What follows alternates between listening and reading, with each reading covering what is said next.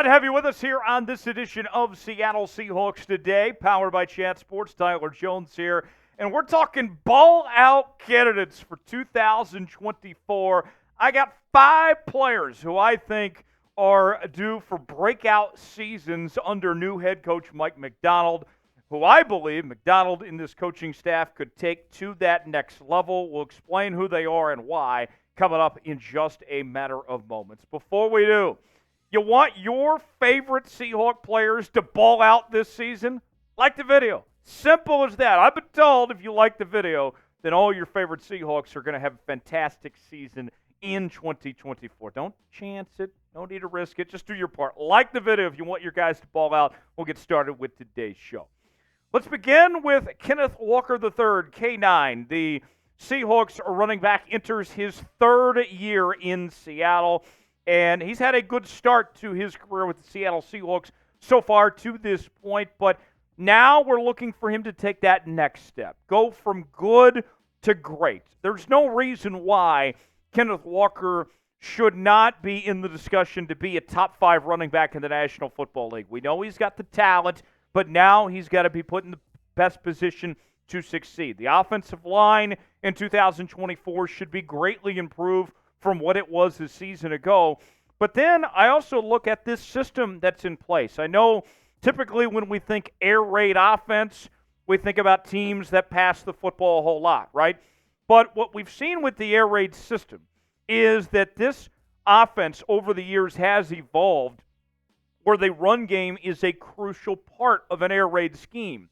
And so Ryan Grubb, think about what he did last year. Despite all the weapons that the Washington Huskies had with Michael Penix Jr. and Rome Odunze and company, you still had a 1,000-yard back in Dylan Johnson last season in the Pac-12 Conference. I think the Seahawks are still going to be a run-first team, and the offense is still going to begin with Kenneth Walker. He's coming off a year where he had over 900 yards. The year prior had 1,000 rushing yards on the ground, and you can see his numbers were down a bit from what they were in 2022. But I think with this new scheme in place, with an improved offensive line, you're going to look at Kenneth Walker having the best season of his career so far. I think it's not unrealistic to say that Kenneth Walker could be going anywhere from 14 to 1,500 yards plus this year and being a Pro Bowl back and be in contention for one of those all-pro positions. I think that's certainly possible with Kenneth Walker. He is going to have to share touches with Zach Charbonnet, no secret about that. But personally, I think it's pretty clear that K9 is the lead back and Charbonnet is the number 2 back, but they'll both excel pretty well. Who's the better running back in your eyes, though? Is it Kenneth Walker or is it Zach Charbonnet? Type K9 for Kenneth Walker. Type ZC for Zach Charbonnet. Let us know in our pinned comment in the comment section below. Today's show is sponsored by PrizePicks. PrizePicks is the place to go for daily fantasy made easy. Here's how it works. You choose 2 more players in any given category, get the choice of more or less. Whether you are talking fantasy points, maybe it's goals in hockey, rebounds in basketball. I'm looking ahead to the PGA Championship this weekend with some birdies in golf, all sorts of different categories to choose from. Looking ahead to the start of the NFL season, going with our guy DK to have more than 1,025.5 receiving yards. Also got Lamar Jackson to have more than 3,600.5 passing yards this season as well. If we put $20 down at these hit, it's going to turn into $60 on PrizePicks. Play along with us. PrizePicks.com/SailItS. Promo code SailItS for a $100 deposit match on your first deposit. The link is in the comments and description of today's video. Play along with us on PrizePicks today. Next up, we find Riq Woolen on this list. Riq Woolen was fantastic in his rookie campaign with the Seattle Seahawks as he was a first-team Pro Bowler and also was the co-leader in interceptions his rookie season. But last year, he took a significant step backwards and really struggled when it came to tackling. A sophomore slump, if you will, last year. And I look at this year, and it's put up or shut up time for Riq Woolen. He cannot play like he did a season ago. They need the version of him that they saw his rookie year and to be even better than that. And I think Mike Macdonald is going to push Riq Woolen to get that out of him. I want to see Tariq. I don't want to see Riq. The 2 different names based on seasons, right? Riq Woolen I look at him, and we know that he's super athletic, right? We've seen him make plays and the turnover machine he can be, but we need to see that consistency performed at a high level and back to what we saw in 2022. And I think that Mike Macdonald is going to get that out of him, because here's the other thing about this when it comes to Riq Woolen. This corner room is very competitive, right? When you talk about Mike Jackson, Trey Brown, Devin Witherspoon, the rookies that have showed up. If Riq Woolen can't put it together, he's going to get replaced real fast by somebody else getting that opportunity. So pressure's on Riq Woolen. I think he'll embrace the opportunity and have a big year in 2024. JSN, Jaxon Smith-Njigba is next on our list. And JSN had some big moments last year. Right away, I think back to that Monday night game when he had the game-winning touchdown catch from that pass from Drew Lock against the Philadelphia Eagles. That was probably the highlight of his season, right? Showed flashes, but there was times where he kind of disappeared, right? I think that this is the year he takes that next step and clearly becomes the wide receiver 2 for this Seattle Seahawks team. I think that you're looking at him being the guy for this team to take that mantle, if you will, from Tyler Lockett. Lockett has been fantastic the last several seasons, but most of us are pretty aware that this is probably the last year for Tyler Lockett in Seattle, at least with the way his contract's structured with that $30 million cap hit he's going to take next year. And so with that in mind, pressure's on JSN to step into that role, kind of replacing Tyler Lockett of sorts. And I look at JSN, we know he's got the ability to play at a high level, and now it's a matter of putting it all together, taking that next step forward. Last year was a solid rookie year, over 600 receiving yards, 4 touchdowns.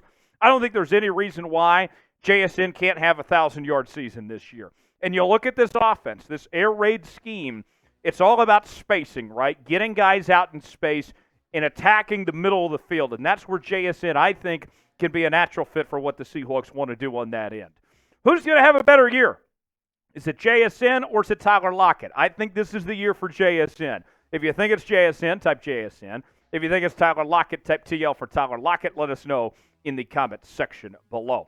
We're trying to reach our next milestone of 52.5 thousand subscribers here on Seahawks Today. We're just over 300 away from reaching that mark. For the latest happenings in your Seattle Seahawks all off-season long, subscribe now for free to Seahawks Today. Never miss a moment. If the Seahawks make a move of sorts, we'll break it down on the channel for you. We also are going to be live for the NFL schedule release as well. Plenty more to come throughout the offseason. Subscribe now for free. You'll be glad you did.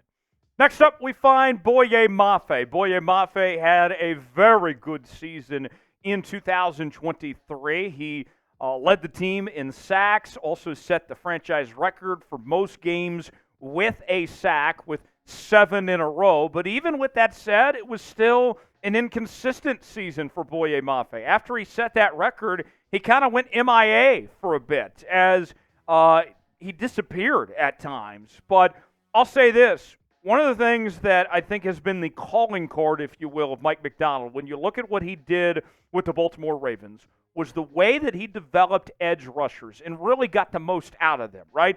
Guys like Justin Houston, Kyle Van Noy, Jadeveon Clowney, some of these aging pass rushers, he found ways to get them at 9, 10-plus sacks, right? Boye Mafe is just starting to begin the prime of his career. I think you're looking at Boye Mafe just going places that no man has gone before, right? I think we, realistically speaking, this is not a stretch to say, with his talent, with his raw capabilities, and with the system that's being in place by Mike Macdonald that maximizes those pass rushers, I think you're looking at Boye Mafe with the potential to be one of the all-time greats for this Seahawks team when it comes to getting after the quarterback and potentially, I think, going for that Seahawks franchise single-season sack record. I think that's within reach for Boye Mafe to potentially do this season. Watch out for Boye to have a big year to take an even another step up here in 2024. Last on our list is Noah Fant. Noah Fant is the guy now. There's no Will Dissly. There's no Colby Parkinson. The Seahawks paid Noah Fant a lot of money. And What I have been saying for the last several months was I felt like that the Pete Carroll, Shane Waldron offense was holding the tight end position back. Not just Noah Fant, but other tight ends before him. Jimmy Graham's a great example of it as well. That they weren't getting involved in the offense like they should. And that they weren't being maximized. The tight end position wasn't used appropriately. And what we saw last year, one common theme of the teams that were in conference championship games, not everybody had elite quarterback play, right? Not everybody had elite defenses. I'm talking about the Detroit Lions, by the way. But what they all had was elite tight end play. You have to have an elite tight end if you're going to contend for championships. And Noah Fant, last year coming off what I think was the worst season of his career, no touchdowns at all. And now that Colby Parkinson's gone, he's going to have to step up and be the red zone guy. I need Noah Fant to play at a high level. We look at Noah Fant, and the raw intangibles are there, right? He looks like he's got the talent to be a top 10 tight end. He's a former first-round pick and everything, right? But now it's got to be twofold. Ryan Grubb and company need to trust him and put him in that position to succeed, but Noah Fant's got to take advantage of it as well. I think that he'll ball out and he'll have a much improved 2024 and be in position to have the best season of his career. Who's the breakout player for the Seahawks this year? We've gone over a few. Who do you think? Weigh in the comment section. Let us know what you think. If you enjoyed today's show, like the video. We certainly would appreciate it. I'm Tyler Jones. Thanks for joining us. We'll see you next time here on Seahawks Today.